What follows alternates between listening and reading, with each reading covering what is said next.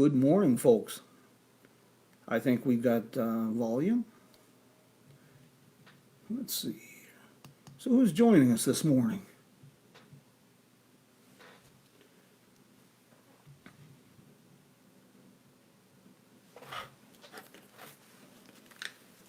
Let's see how the audio sounds here. Audio good? Who's going to be our audio engineer this morning?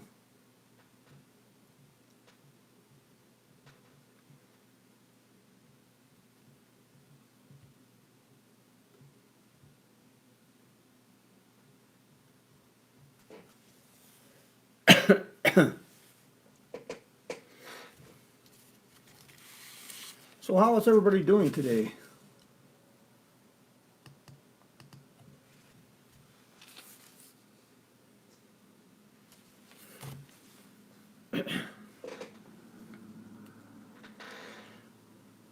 Miss Maggie, hey, how are you doing today? How is the, Vicky, good. Vicky has chimed in today to be our audio engineer. She says the audio is good. Very good. Miss Vicky, how are you? How's Vicky doing today? Definitely interesting times we're in, that's for sure. Thank you for joining us this morning. I think we're going to have a lot of fun. No picture. Showing the countdown right now on Facebook. Coffee with Jim, 9:46. I'm showing pictures on this end, and I'm showing pictures on my other device here. So I'm not sure, Vicky, what the problem is there.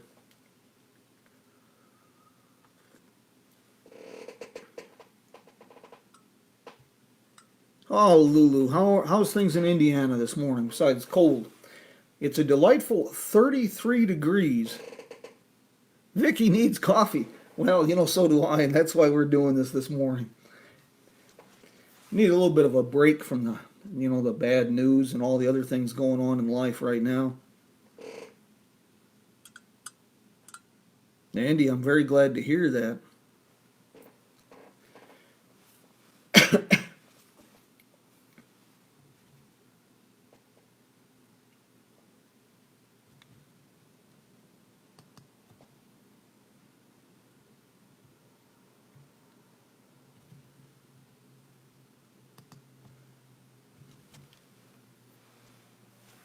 I'm sure glad everybody could join us this morning, or for those folks.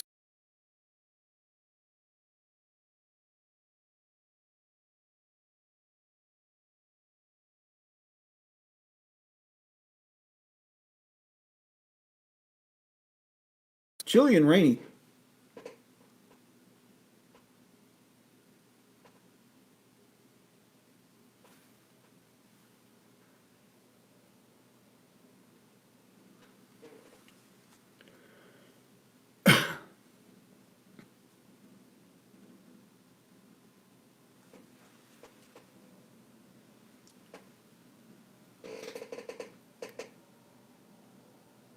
A subject to stump Jim. Hey, there's a program right there, huh?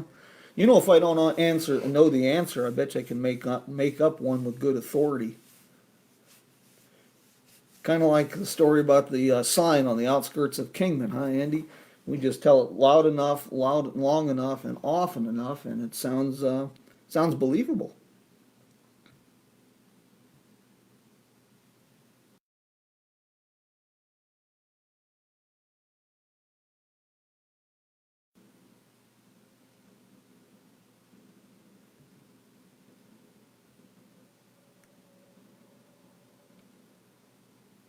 We seem to be having a little bit of internet issues, don't we?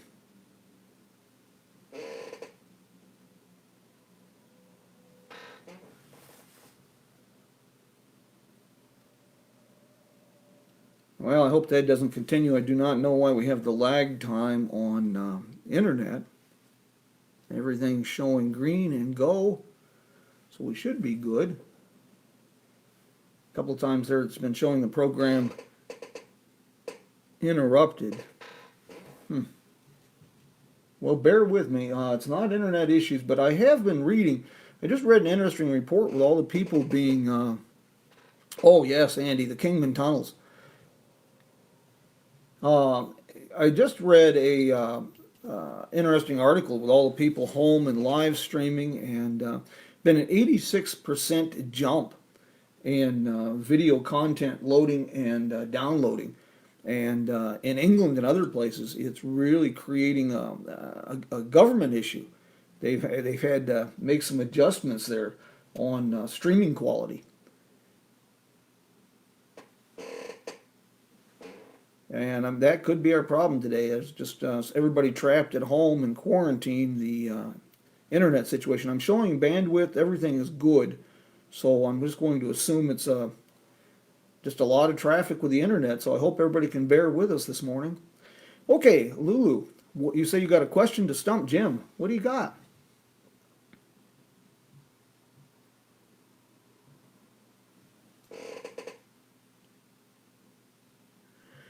Luis Vega's books. You know, the name's familiar, but I don't think I have read his.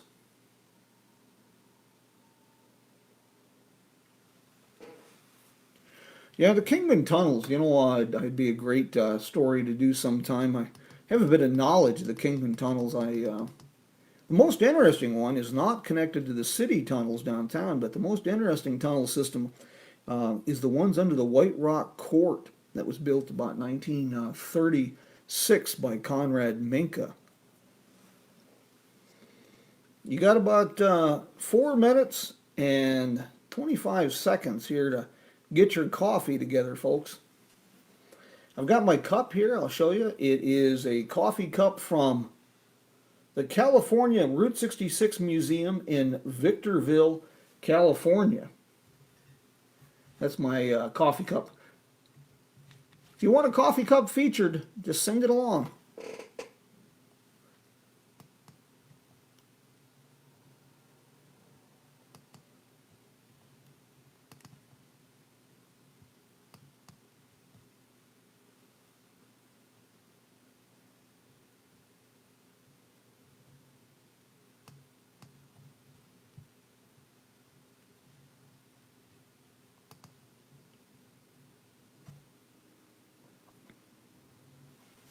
Just getting my coffee together, trying to clear my throat. Kind of feels like I swallowed a frog and wrapped in sand. So local search and rescue. Sure, Andy. What do we got?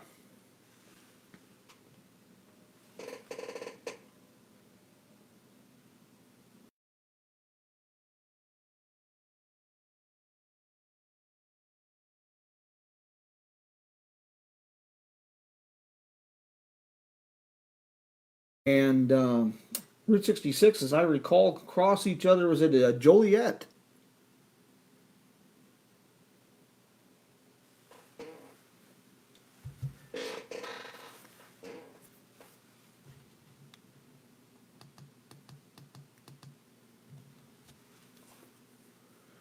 I hope we don't continue with internet lag time, but we'll just have to play it by ear, I suppose.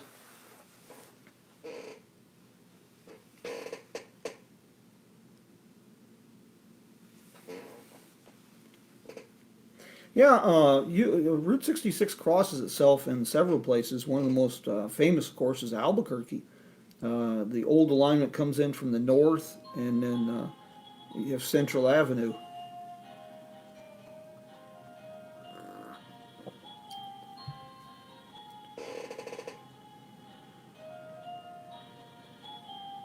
Oh, the Lincoln Highway and Route 66? That would be in Illinois. Sure.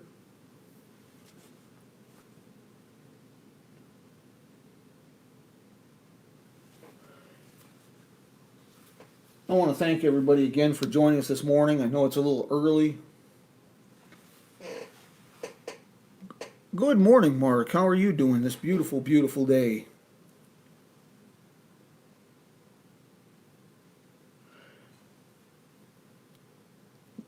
Everybody got their coffee and ready to sit down for a little visit. And I'm sure glad, I enjoy doing this, and especially with this quarantine situation. And yeah, I know everybody's kind of jumpy right now. They're gun shy, and let's face it, we're all a bit nervous, kind of like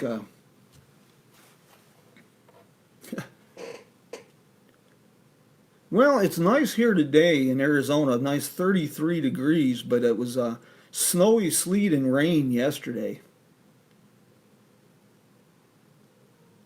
Hey, thank you, Marla. Miss Lulu, thank you very much for that.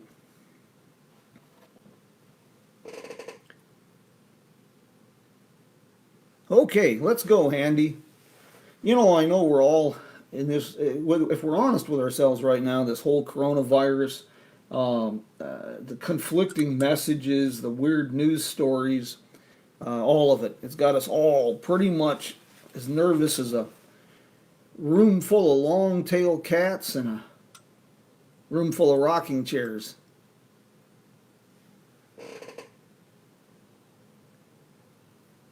Hail? Ooh, that's not good. I've seen that do a number on a lot of cars. Hey, welcome to another episode of Coffee with Jim. Good morning from the offices of Jim Hinckley's America. This is our fortress of solitude in Kingman, Arizona. Contrary to popular belief, we do have 4 seasons here, usually in a single week. Last weekend it was near 70 degrees, warm and sunny. Yesterday was windy and cold with rain, sleet, and snow. And next week temperatures are supposed to push the 80-degree mark. All fun and games. I think we have a great program for you this morning. I'll be sharing a few tidbits from an August 1901 Scientific American article about Alexander Winton's ill-fated attempt to be the first person to drive an automobile across the United States. Talking about wild road trips. Imagine having to use an axe to clear the road, or having to use a block and tackle to get the car out of the ditch 5 times in 2 miles. And we're going to talk a bit about Edsel, the man, and not the car that looks like a Buick sucking a lemon. I'll be reading a couple of excerpts from Edsel Ford's journal that chronicled his cross-country adventures in 1915. This was another odyssey of epic proportions. On this trip, driving 150 miles in a 12-hour day was considered a good day's run. And last year, I reprinted Edsel's entire journal in serial format with some original photos on our crowdfunding site as exclusive content. For a commitment as small as $1 a month, you can access this well as our newest series, my autobiography. Let's see if I can pull this up for you real quick, and we'll get you on the road.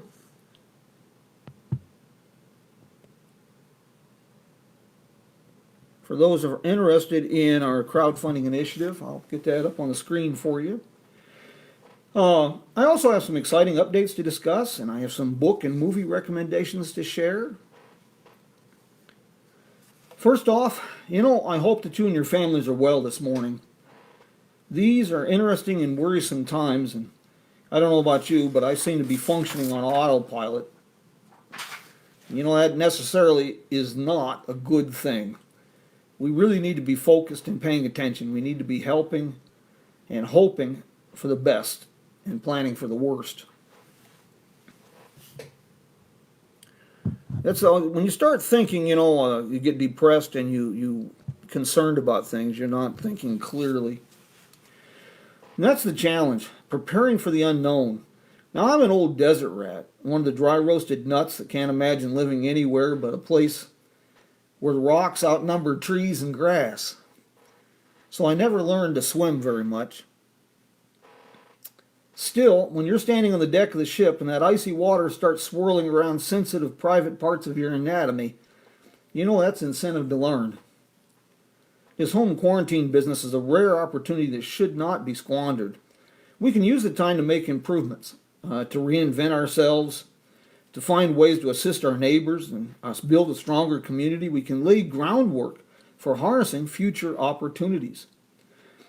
Binge watching movies might seem like a good idea, but after a few weeks of that, you're going to find that the saddle has shrunk and the horse isn't quite as keen on packing you around as he once was. With that said, I got a little something for you here. Let me pull this up real quick, and I'll share this with you. Have you ever given thought to learning a new language? Even though many Europeans speak better English than most Americans, I believe it's respectful to speak a bit of the language when paying a visit to another country. And it can come in handy for ordering a beer, finding the bathroom, or knowing if someone's calling you an old SOB. So before our first trip to Germany, I decided to learn a bit of the language. And that led me to Duolingo. Hey, good morning, Wolfgang. Duolingo is a free app that'll get you up and going in no time if you stick with it. Now, I'm a bit embarrassed to say this, but in the daily rush of things, my goal of becoming a proficient speaker of German kind of fell by the wayside. Well, in the age of quarantine, I'm dusting off that project, and I'm back up to about a 30% proficiency. Duolingo has lots of language opportunities. Check it out. It's at duolingo.com, duolingo.com. Check it out. You can pick up all kinds of language skills there, and something I'd highly recommend. Don't have to be, stuck at home and all depressed about this stuff. We can kind of get things going.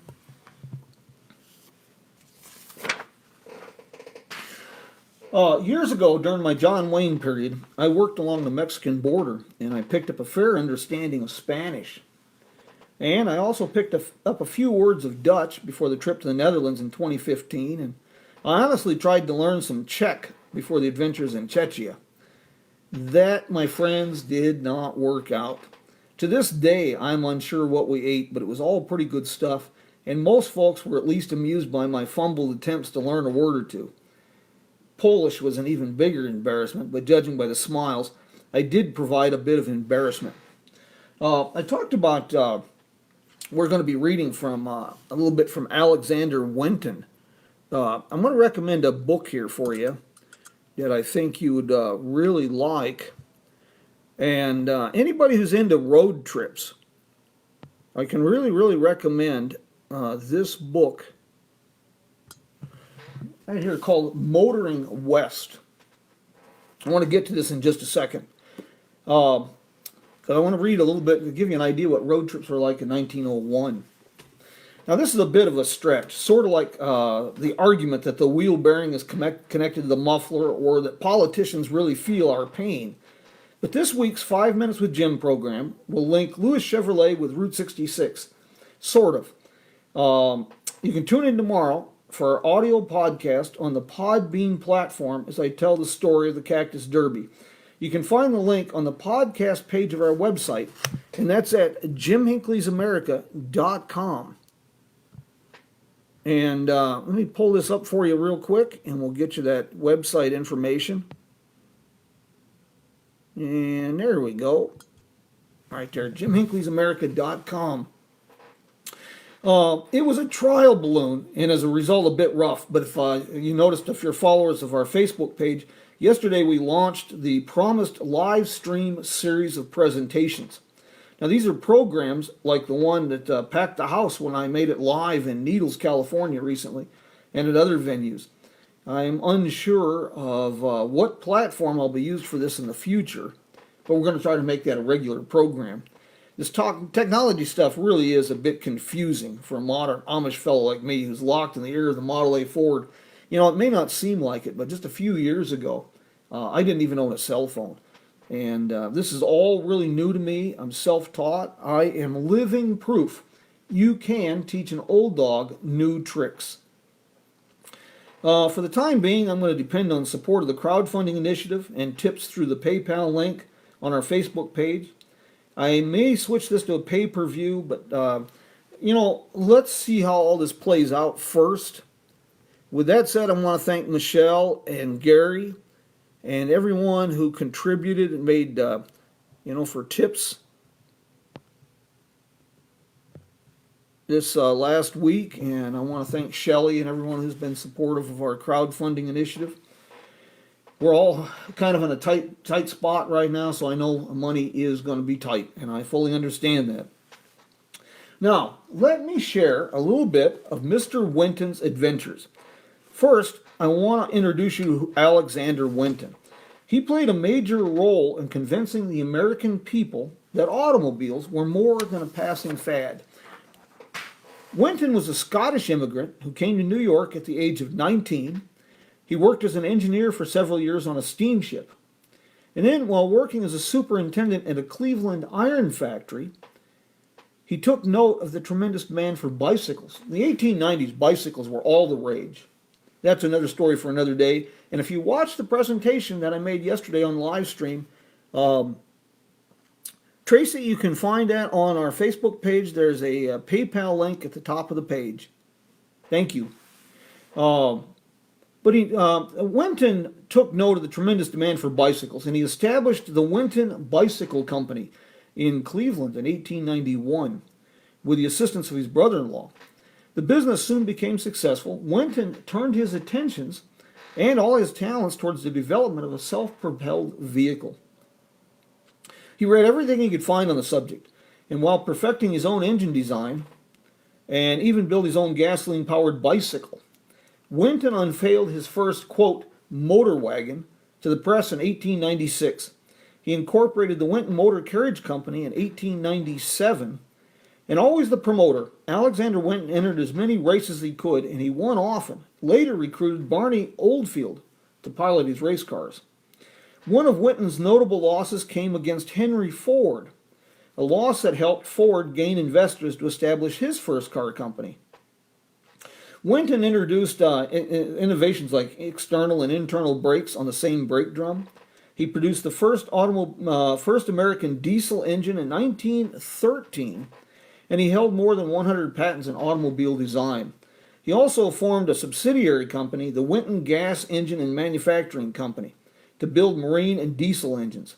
Okay, now here's his story, his odyssey. This is from Scientific American in 1901. He had a reporter traveling with him, and he noted neat things like a few miles from the ferry, a tree had fallen across the road. Mr. Winton used the axe to splendid advantage, and after some delay, the road was clear. And we were going ahead once more. We reached Sacramento at 1:15 p.m., but delayed in California's capital city just long enough to take on 5 gallons of gasoline. And then another episode, we pulled out the block and tackle. It says, all morning the sky, which during the 3 weeks preceding had been clear and bright, was heavy with clouds. Before the opposite bank of the Sacramento was touched, the clouds opened, and what an opening it was. Adobe roads, when dry and hard, hold out opportunities for good going. But when the sponge-like soil is soaked with moisture, when your wheels cut in, spin around, slip and slide from the course, and suddenly your machine is off the road and into the ditch, buried to the axles in the soft adobe, then the fun begins. You pull out your block and tackle, wade around in the mud, get soaked to the skin and chilled from the effects of the deluge, make fastenings to the fence or telephone post and pull. Pull hard, dig your heels into the mud, and exert every effort at command. The machine moves, your feet slip, and down in the mud you go full length. You repeat the process and continue the operation until the machine is free from the ditch and again upon the road. You drive a few hundred yards and you repeat the process. Mr. Winton was only able to make it to the eastern slopes of the Sierra Nevada mountains, and before the episode just came to an end, and it was just strictly a lack of roads that brought this thing to a swift conclusion. And this book is really interesting. It is called, let me pull this up so you can see it. It's called Motoring West, and it's Volume 1, Automobile Pioneers 1900 to 1909. And all it is magazine articles, journals, newspaper articles about traveling traveling the West in 1901 to 1909. An excellent, excellent read. In 1915, Edsel Ford, he was 21 years old at the time, and some college buddies, they set out for the Panama Pacific Exposition in in California. And as with later tourists, they wanted to see the great sights in the Southwest. And so they followed, a lot of their trip was over the National Old Trails Road. And after 1926, the National Old Trails Road in New Mexico, Arizona, and California became Route 66. And let me get, so we'll get this going here. Here's a couple journal entries. This is some of my favorites because it's close to home. And for those who are Route 66 enthusiasts, you'll be familiar with some of this. Williams, Arizona, Thursday, July 15th, 1915. Now, these were rich kids. And so he, of course, Edsel had a new Ford. A couple of his buddies had a new Cadillac, and a couple others had a Stutz. Cadillac and Stutz crews, we met at the Harvey Hotel at Williams. All got supplies at the garage, talked to the Ford agent, got going about 11, had lunch at Ash Forks, loafed along, found it very hot, bought some gas and oranges at Seligman. Stutz broke another spring about 15 miles out and returned to Seligman. Cadillac and Ford went on to Kingman, arriving at midnight, the Brunswick Hotel. Very rough and dusty roads. Wired Los Angeles branch for axle parts. Day's run, 146 miles. Now this is for people familiar with Needles, California in the summer. The entry for July 16th is kind of got a humor to it, and there's a little bit of a side story. Now I'm going to share with you here. Let me pull this up for you real quick, and we'll get this up here.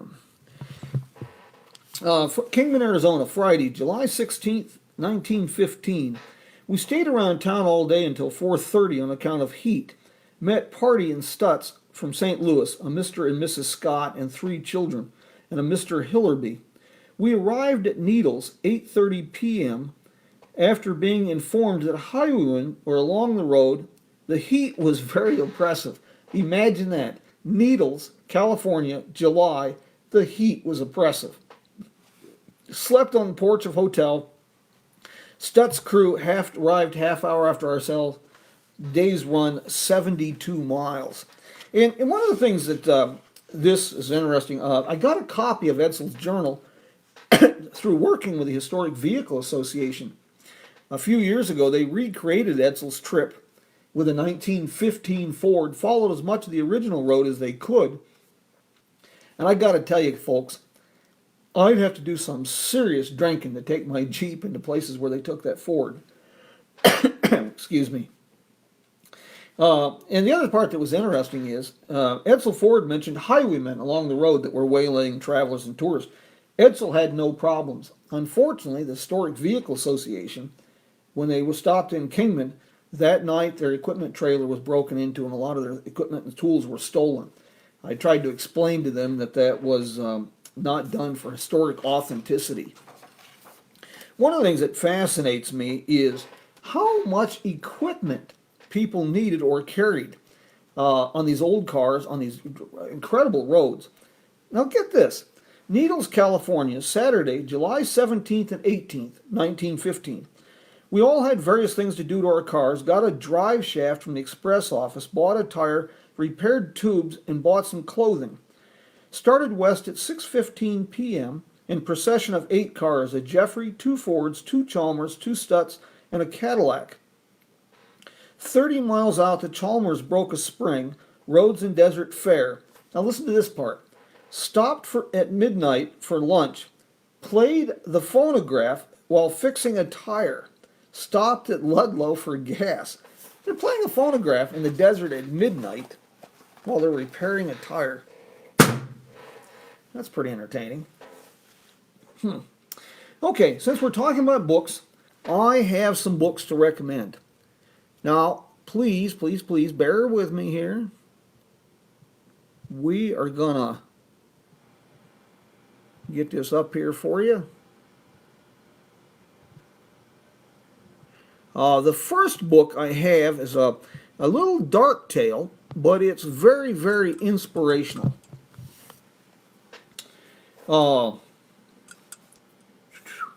It's called Giants, the Dwarfs of Auschwitz. I bought this actually in Poland at Auschwitz, and it is by Yehuda Koren and Eilit Negev. Anything you do with Auschwitz, you can bet money it's going to be a little bit of a dark tale. But this is also an amazing tale of survival and inspiration and what people can do to overcome and help others in a time of crisis and tribulation. It says here in through thick and thin, never separate, stick together, guard each other, and live for one another. Now, is that not an appropriate thought for where we're at today, the crisis that we're all looking at now? Through thick and thin, never separate, stick together, guard each other, and live for one another. As Hitler's war intensified, the Ovitz family would have good reason to stand by their mother's mantra. Descending from the cattle train into the death camp of Auschwitz, all 12 emerged in 1945 as survivors. This was the largest family to survive intact. And what's more incredible, they were all dwarfs. Great read. Highly recommend this one. Okay. Let's see. The next one I have is a autobiography. Leadership is something that should be, leadership and the importance of building cooperative partnerships is another lesson that's very appropriate for today in the crisis we're in. And I have long admired this man. This book, A. Lincoln. This is hands down the best biography. This is by Ronald C. White, Jr. This is the best book I've ever read on this fascinating man. What truly enhances the book is the author has a very talent and an ability to transport the reader into Lincoln's time. One of the problems with history is the challenge, if you will. In school, we've been taught it's as dry as an insurance seminar. The challenge is you cannot look at history through your eyes today. You have to transport yourself. You have to get yourself into the era, the time, to understand. I'm a big fan of biographies, and especially ones that transport you back to the time, provide a good a story, a fascinating story that reads like a novel about the man or the woman and in their times. Very good. Okay, reading. I try to read 2 books a month, and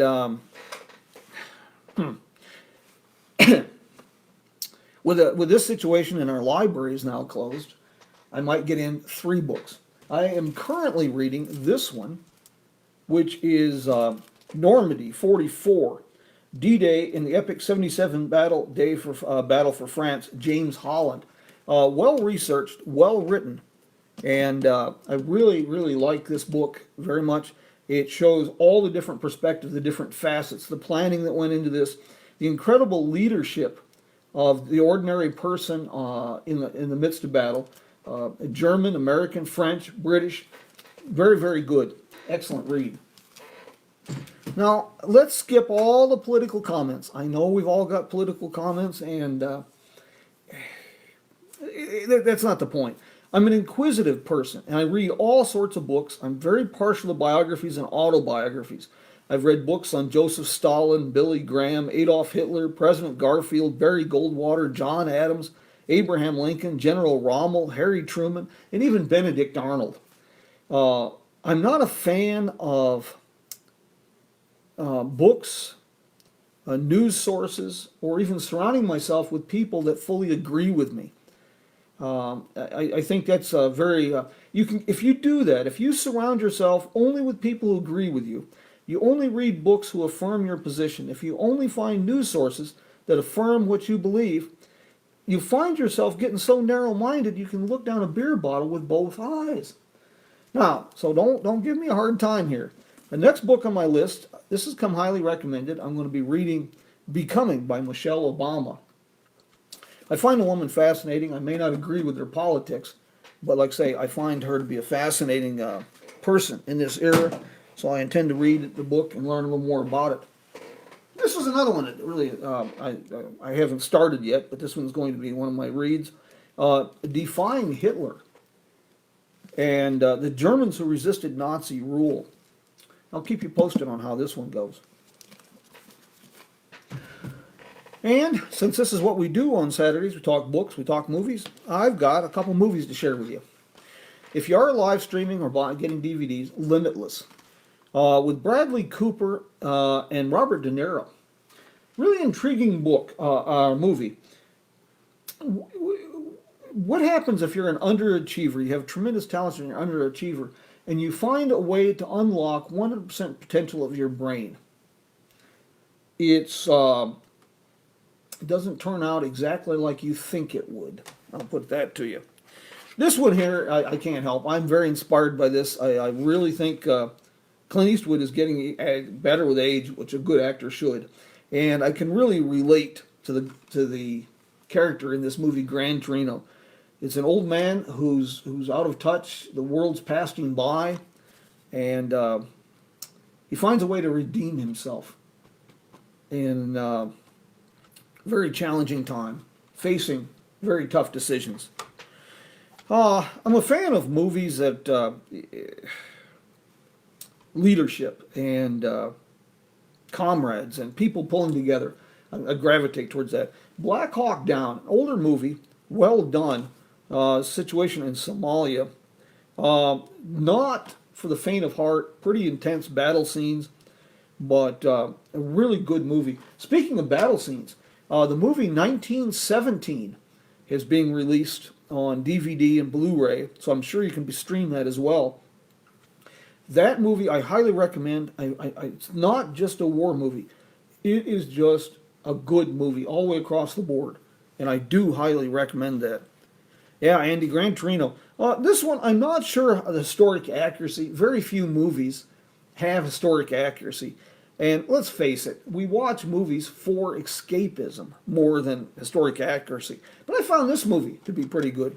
13 Hours, The Secret Soldiers of Benghazi. It was a pretty well done. To wrap things up this morning, I want to say thank you to some of our sponsors and our promotional partners. They really have been great. I know that they too are struggling during this time, but well, Somalia is a very overlooked situation, and it's really really sad there, that situation. But I want to thank your nephew for serving. I'm most appreciative of all their continued support, especially during the period when their businesses, a lot of them, the tour companies, things of that nature, have plummeted to almost zero. So I'd like to thank the folks at supporters, my promotional partners. They're also an important part of what makes Route 66 special. So I hope you will support them as well. They're all good folk. Marian Pavel at Route 66 Navigation, creator of the Route 66 Passport. Victoria Todd down at Victoria's Sugar Shack. Connie Eccles, Wagon Wheel Motel. Of course, the City of Cuba. I don't know where I would be without them. It's been a real pleasure to help them develop tourism, and I look forward to getting back to normal. Dale Butel, Route 66 Tours, a tremendous supporter of everything we do. Sam Murray, Gilligan's Route 66 Tours. David Brenner at the Roadrunner Lodge. Jenny down at Jenny Joy's Soap. They're all great sponsors and partners that I hope you will consider supporting and helping. We're all trying to stay sane and solvent in what is really a time of crisis. It's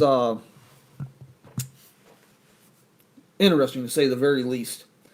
Last but not least, let's see, do we have any questions? Anything I can answer for folks? Let's see what we've got here. Val,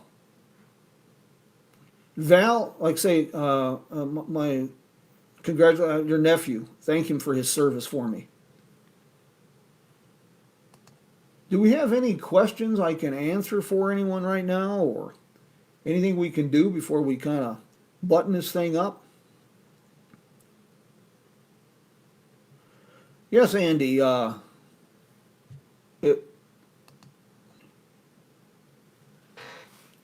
we have any questions? Anything we can do? Okay. Don't forget tomorrow podcast.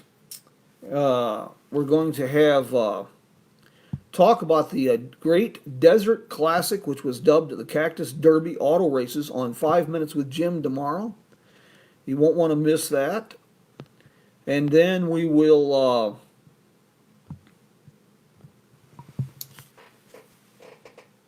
Mark, it's truly my pleasure. I'm glad you enjoyed this. We're going to be doing this every Saturday morning. This program is made possible through support of our crowdfunding initiative. Everything we do made possible through support of our crowdfunding initiative and tips and our business sponsors, Calico's Restaurant and others. We're going to be offering all businesses, all communities, we're going to try to give them a little break here. Anything we can do to help them get through this.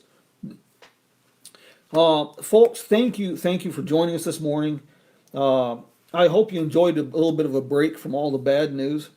I had planned on reading some fascinating old newspaper stories from a century ago that Andy, the archivist at the museum here in Kingman, is been shared with me.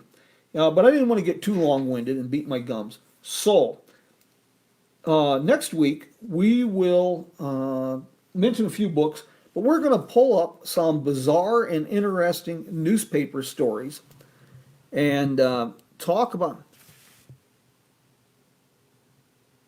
The first book, let me find that here in my pile. Let's see, what did I do with this? It is called Motoring West. Thank you, Wolfgang. Let me pull this up for you. It's called Motoring West, is the first book that I was talking about. Pull it up on a bigger screen here so you can see this. And you can order this.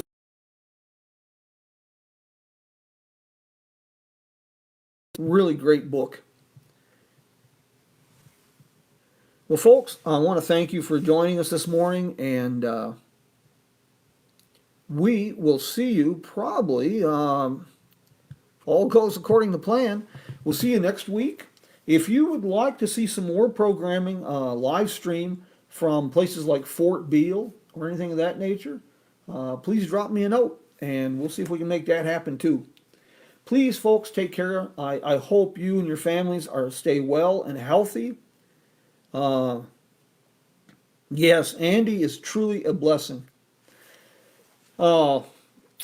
Next Saturday morning, 7 o'clock, Coffee with Jim. And tomorrow morning, our audio podcast. And with that said, take care, adios, and vaya con Dios, mi amigos.